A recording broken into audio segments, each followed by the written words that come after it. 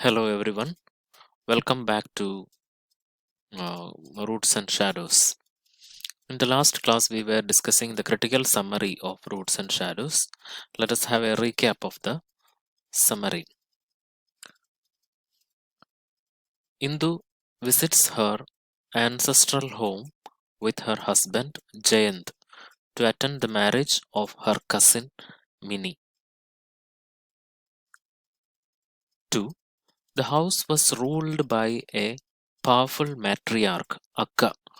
Matriarch means the woman head of the family. 3. Indu lived in the ancestral home up to 18 years old. She was brought up by her uncle and wife, Kaka and Kaki. Indu's father was a traveling photojournalist. Mother died.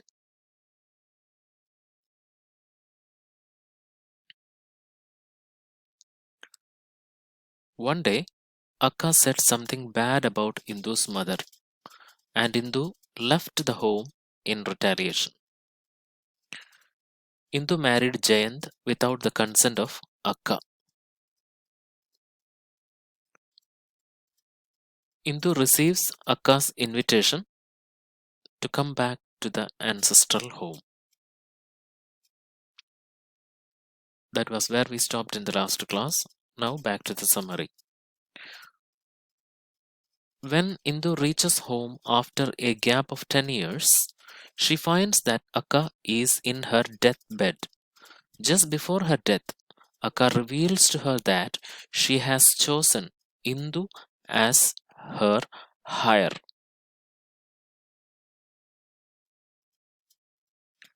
After Akka's death, Indu realizes that Akka had made arrangements for Mini's marriage to a rough and bad-mannered, undereducated young man with lot of property. Mini was the daughter of Kaka and Kaki. As they were poor, Akka had agreed to finance Mini's marriage.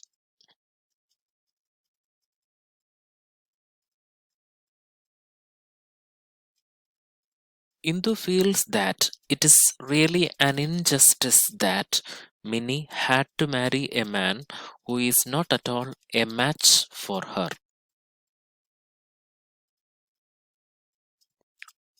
As Akka left all her money to Indu, all the relatives were anxious about how Indu will use the money.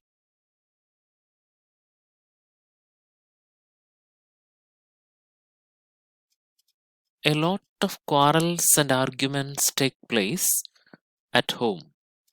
A lot of people arrive before Indu for help. There were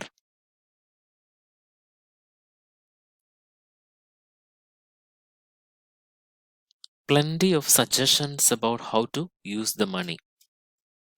When Indu finds that Mini is content to marry the man Akka had chosen for her, Indu decides to finance the marriage. During this visit, Indu meets Naren, son of an old uncle. They were childhood friends. During this visit, she reopens her friendship with Naren. Her interactions with Naren helps her to regain her inner strength. However, before she leaves, Naren dies. She leaves her current job and decides to be a creative writer.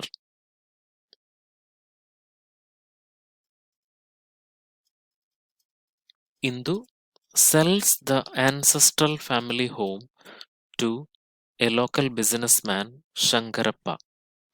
After Mini's marriage, Shankarappa demolishes the house and builds a hotel in its place.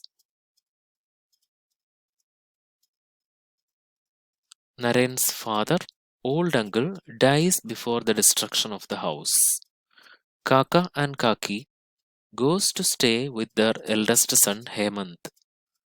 Another aunt called Atya comes to stay with Indu and Jayant.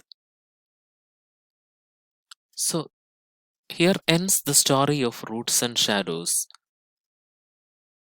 It is told through the memories of Indu.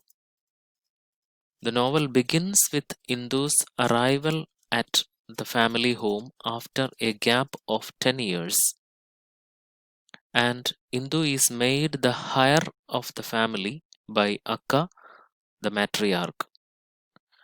The novel ends when Indu decides to be a creative writer and she sells the family to a local businessman and he demolishes the family to build a hotel in its place.